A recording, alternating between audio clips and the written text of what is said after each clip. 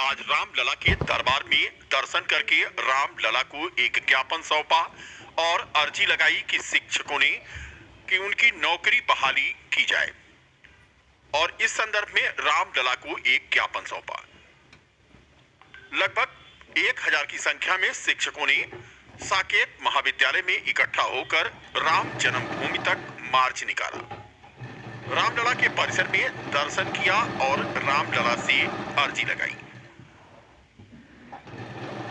रविंद्र सिंह और अनिल सिंह राणा का कहना था कि मौजूदा सरकार तदर्थ शिक्षकों की बहाली करे। 9 नवंबर 2023 को तदर्थ शिक्षकों की सेवा समाप्त कर दी गई थी।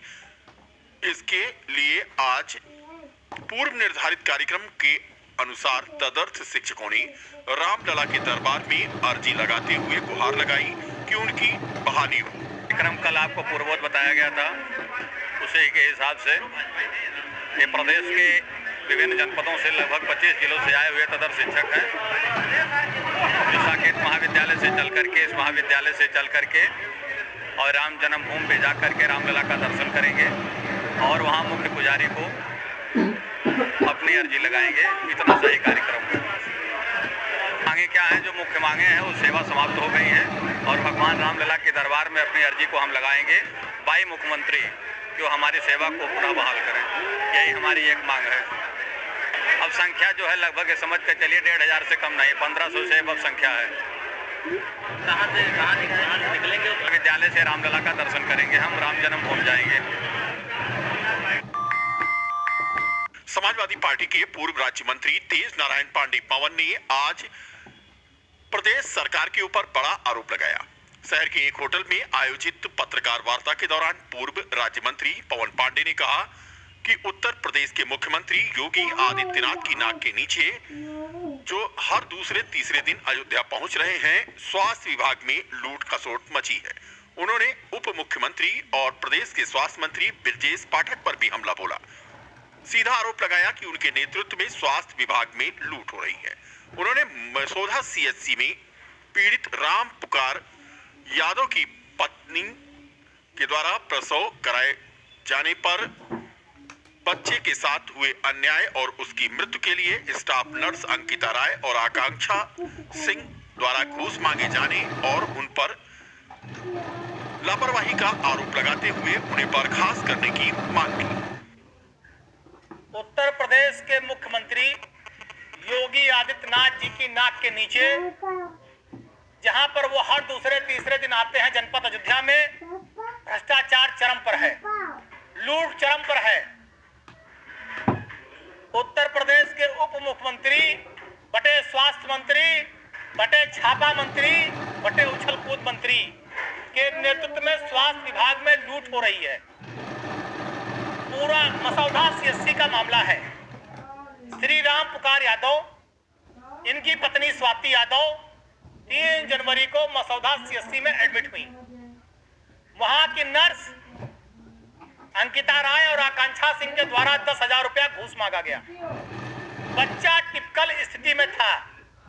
ये नियम है कि अगर बच्चा टिपिकल स्थिति में है या दिक्कत है तो उसे सीएचसी में प्रसव नहीं कराया जाएगा, उसे जिला अस्पताल या बड़ी जगह रेफर किया जाएगा। लेकिन पैसे की लालच में, घूस की लालच में राम पुकार यादव को बताया गया कि 10,000 रुपया दे दो, हम नॉर्मल डिलीवरी करा देंगे। और घूस लेकर इन्होंने 7,000 रुपया दिया। 3,000 रुपया इनके पास नहीं था। 3 कहा बाद में व्यवस्था करके दे देंगे। 7,000 रुपया लेने के बाद भी ऐसा प्रसव कराया गया कि बच्चे का पैर टूट गया, कई जगह उसकी हड्डियां टूटी हुई थी। बाद में बच्चे को दूसरे अस्पताल में एडमिट कराया गया और कुछ दिन बाद उस बच्चे का देहांत हो गया। तो मानवीय संवेदनाओं से तार-तार है सीएचसी मसौदा।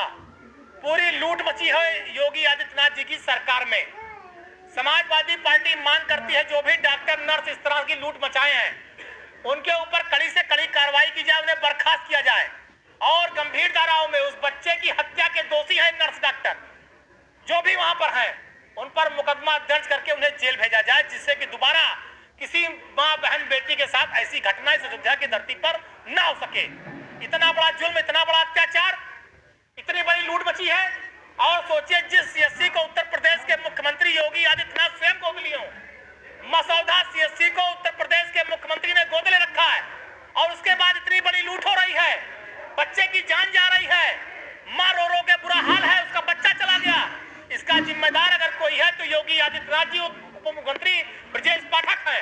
ऐसे लोगों पर कड़ी कार्रवाई की जाए। और पूरा जब अयोध्या CSC का ये हाल है जिसको मुख्यमंत्री को होती है, तो पूरे प्रदेश में स्वास्थ्य विभाग का क्या हाल होगा आप अंदाजा लगा सकते हैं। आज पूरा उत्तर प्रदेश भ्रष्टाचार और लूट के आकंठ में डूबा है। दिल्ली बॉर्डर पर बैठे किसान नेताओं ने आज भारत बंद का आह्वान किया, तो रामनगरी अयोध्या में भी किसान नेता भारत बंद को लेकर सड़क पर निकले। इस दौरान भारतीय किसान यूनियन टिकैत गुट के प्रदेश सचिव श्रीराम वर्मा के नेतृत्व में किसान नेताओं ने व्यापारियों, अधिवक्ताओं और अन्य लोगों से मिलकर भारत बंद को सफल बनाने की अपील की। उन्होंने कहा कि जिस तरीके से केंद्र की सरकार वादा खिलाफी किसानों के साथ कर रही है और दिल्ली जा रहे किसानों के साथ सरकार अत्याचार कर रही है, वह ठीक नहीं। किसानों के ऊपर पानी की बौछार, आंसू गैस छोड़े जाने और अन्य तरीके से उनका उत्पीड़न किए जाने को लेकर के आज उन्होंने कहा कि भारत बंद बुलाया गया था और उनकी मांग है कि शांतिपूर्ण ढंग से दिल्ली में किसानों को प्रवेश करने दें। ये तो भारत बंद का निर्णय राष्ट्रीय कार्यकारिणी के इलाहाबाद के संगम तट पर तय हुआ था।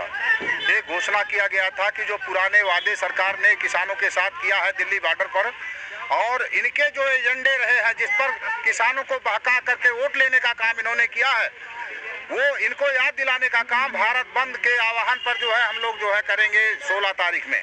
लेकिन इससे पहले कुछ किसान वहाँ दिल्ली जा रहे थे और उनके ऊपर बर्बरतापूर्वक लाठियां चलाई गई, पानी की बौछारें चलाई गई, गोलियां भी चलाई गई, जिससे वो जख्मी है। वो आपने मीडिया के आदमी है, आप पूरी तरह से अवगत हैं।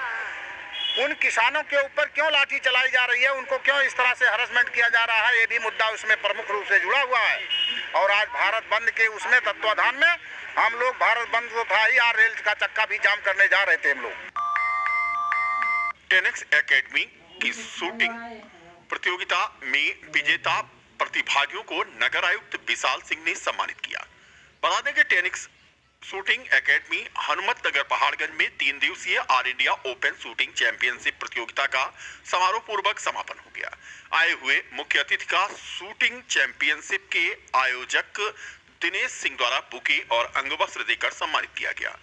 मुख्य अतिथि नगर आयुक्त विशाल सिंह ने शूटिंग प्रतियोगिता में विजेता खिलाड़ियों को मेडल पहनाकर तथा स्मृति चिन्ह देते हुए पुरस्कार की धनराशि प्रदान की।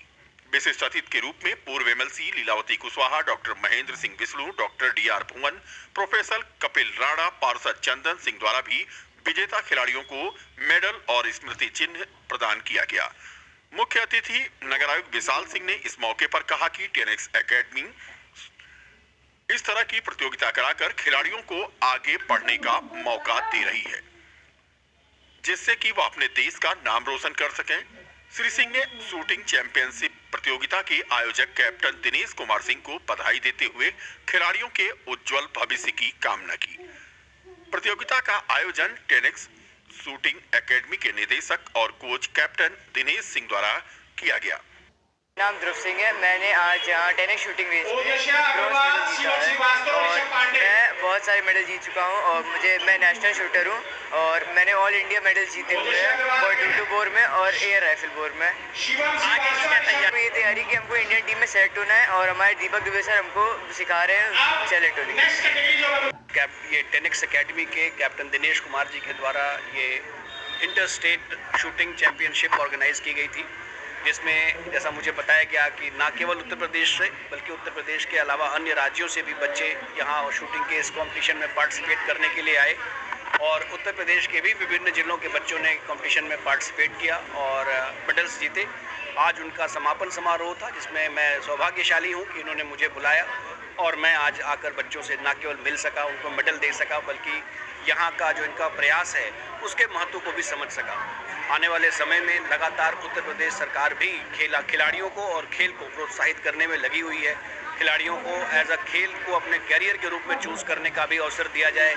इसके लिए उनको जब वो खेलों से रिटायर होते हैं तो उनको लगातार नौकरी दी जाती है, उनकी इकोनॉमिक वेलबींग के बारे में प्लान किया जाता है और जब वो खेल रहे हैं उस समय उनको फैसिलिटीज़ प्रोवाइड की जाएँ, इसका प्रयास किया जा रहा है। साथ ही साथ आज एक प्राइवेट सेक्टर के रूप में, एक एंटरप्रेन्योर के रूप में रिटायर्ड आर्मी के जो कैप्टन दिनेश कुमार जी का प्रयास है, मैं उनको साधुवाद देता हूं और यहाँ पर उनकी पूरी टीम को साधुवाद देता हूं जो लगातार न केवल खेल की सेवा कर रहे हैं बल्कि देश की सेवा कर रहे हैं और यूथ को एक दिशा दे रहे हैं। बहुत बहुत शुभकामनाएं मुझे देनी है 10X एकेडमी को और इसके संचालक को और इस पूरी टीम को। बहुत बहुत धन्यवाद। बीकापुर शिक्षा क्षेत्र अंतर्गत खजुराहट में स्थित एसडी पब्लिक स्कूल के वार्षिक उत्सव में स्कूली छात्र छात्राओं ने सांस्कृतिक कार्यक्रमों की ऐसी छेड़ा बिखेरी कि उपस्थित अभिभावकों सहित अतिथिगणों का मन मोह लिया। कार्यक्रम में एसडी पब्लिक स्कूल के छात्र छात्राओं ने जहां एक ओर ज्ञानवर्धक और विज्ञान से संबंधित प्रस्तुतियां की, वहीं दूसरी ओर देशभक्ति की धुनों पर थिरकते नजर आई। एसडी पब्लिक स्कूल के दूसरे वार्षिक उत्सव के अवसर पर मां सरस्वती की आराधना अखंड रामायण के पाठ का आयोजन किया गया। स्कूल के प्रबंधक आनंद पांडे ने जानकारी देते हुए बताया कि उत्तरोत्तर विकास के पथ पर अग्रसर एसडी पब्लिक स्कूल अब देश की सेवा करने वाली भावी पीढ़ियों को तराश रही है। स्कूल के होनहार बच्चों को पुरस्कृत भी किया गया। पब्लिक स्कूल में द्वितीय वार्षिक उत्सव के उपलक्ष्य में सुंदरकांड का जो पाठ किया गया, हवन पूजन हुआ सरस्वती जी का और बच्चों द्वारा पुरस्कार भी दिया गया। प्रस्तुत कार्यक्रम के उपरांत उनको पुरस्कृत किया गया एवं जो अच्छी पढ़ाई लिखाई में अपना अच्छा योगदान दे रहे हैं उनको भी पुरस्कार दिया गया। जो गरीब छात्र हैं सही थे उनको अपने यहाँ शिक्षा देने का प्रयास कर एवं नवोदय विद्यालय की तैयारी कक्षा 3 से हम निःशुल्क करा रहे हैं, जिनको 5 परीक्षा दिलाई जाएगी, नवोदय परीक्षा दिलाई जाएगी। तथा क्रीड़ा के क्षेत्र में भी प्रयास कर रहे हैं कि खेल में जो अच्छे करने वाले बच्चे होंगे। गोवा में आयोजित हुए नेशनल मास्टर्स गेम शूटिंग प्रतियोगिता में अयोध्या जनपद की आरटीओ रितु सिंह ने गोल्ड और सिल्वर मेडल जीता। 10 से 13 फरवरी तक इस प्रतियोगिता का आयोजन किया गया था। गोवा में आयोजित हुए नेशनल मास्टर्स गेम शूटिंग प्रतियोगिता में आरटीओ रितु सिंह के द्वारा गोल्ड और सिल्वर मेडल जीत करके जिले समेत प्रदेश का नाम रोशन किया गया। 2 मेडल मिलने से हर्षित रितु सिंह ने बताया कि यह सम्मान पूरी तरह से श्री राम जी की कृपा और उनके माता पिता के आशीर्वाद का फल है।